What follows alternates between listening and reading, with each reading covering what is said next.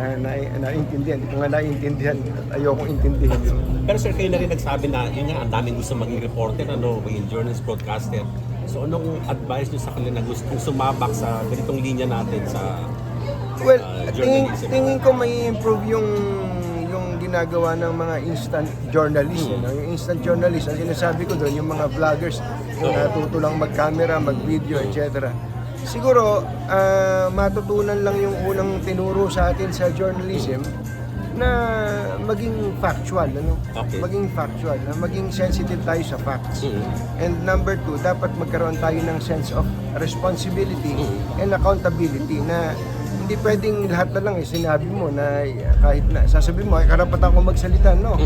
There is no such thing as absolute right or absolute freedom, Kaya kapag natatapakan na natin yung karapatan ng iba, nasasaktan ng iba, medyo hinay-hinay. Sa tingin ko, may improve pa to pag naintindihan ng bawat isa na tayong lahat ay may kanya-kanyang mga accountability, Na pagka ganun, medyo magle-level up ang vlogging / social media journalism, at baka pag dumating yung araw na yun baka nga we can work hand in hand yung mainstream saka yung social media. Pero sir, naniniwala kayo na maraming fake news? Naghanap ang fake news? Oo naman, biktima ako niyan Nagdemanda nga ako Nihintay ko nga umuwi dito at mapusasan Ano na ang nangyari dun sa...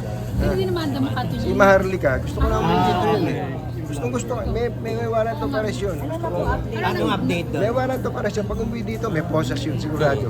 Automatic siya. Kasi sinungaling Ha? Oo, din oo. Kaya sinungaling talaga. Kaya kong sabihin, sinungaling na tao yun. Pero ano niya, Katunying, sa feeling mo ba may gumagamit kay Maharlika o siya lang talaga may personal na galit sa'yo? Ayoko nang alamin sa kung ano ginagawa niya sa buhay niya. Basta nung when she crossed the line, ginawa ko yung aking tingin ko ay responsibilidad bilang tao dahil ang tinamaan doon, yung anak ko pa namang may sakit, ang pinira niya, very sensitive ako doon pagdating sa anak ko. So ginawa ko yung bagay na tingin ko ay nararapat. Ano yun? To take legal action against her at sa awa ng Panginoon Diyos, nag-prosper naman. Kaya lang hindi siya umuwi. Umuwi siya para pag sinabi niyang wala siyang kasalanan, i-defend niya yung sarili niya. So nag-stop naman na after mo i-demand? Hindi na ako, wala na Nakaisa na ako sa kanya, okay na ako doon. Basta nasabi ko na yung gusto ko. Hindi ko na siya iniintindi. Pero bukod kay Maharlika, nakarating din ba sa'yo yung parang si Pinky Amador, tinitira ka? Okay lang yun. Punta pa sa... Okay lang sa akin yun. Kaya ko namang gumanti doon ng masaya lang. Kasi hindi niya naiintindihan yung sinasabi niya. Yung sinabi niya fake news, hindi niya naiintindihan kung ano ibig sabihin ng fake news. Because I stand by my report until today, at kahit na bukas at susunod pa, na I never said anything fake against Risa Ontiveros. I have documents to prove na meron siya. Kung fake news yun, dapat ni-refute nila yung aking documents.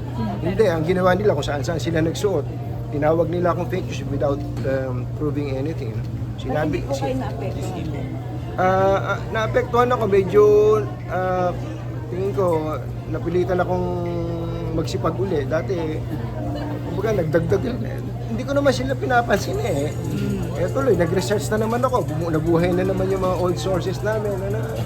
Ayun, naalaman ko tuloy na marami pala silang mga gano'n.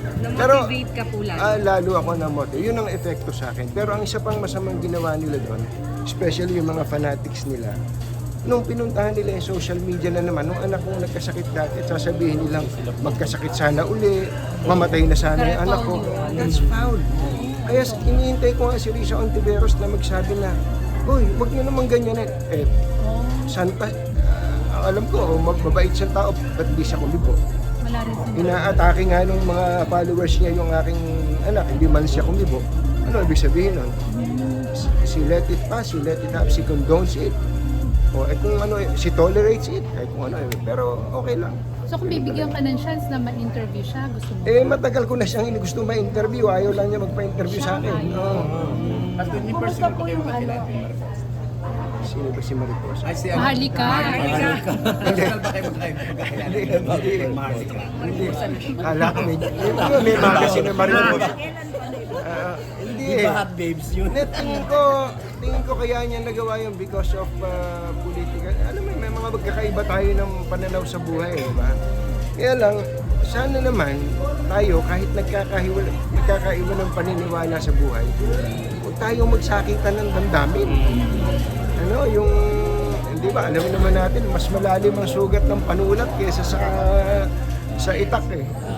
Pero katunying may message po kayo kay Pinky. Ah, wala. Wala naman. Wala naman. Baka mapamura pa ako. Baka gayahin ko pa siya. Pero Katunying,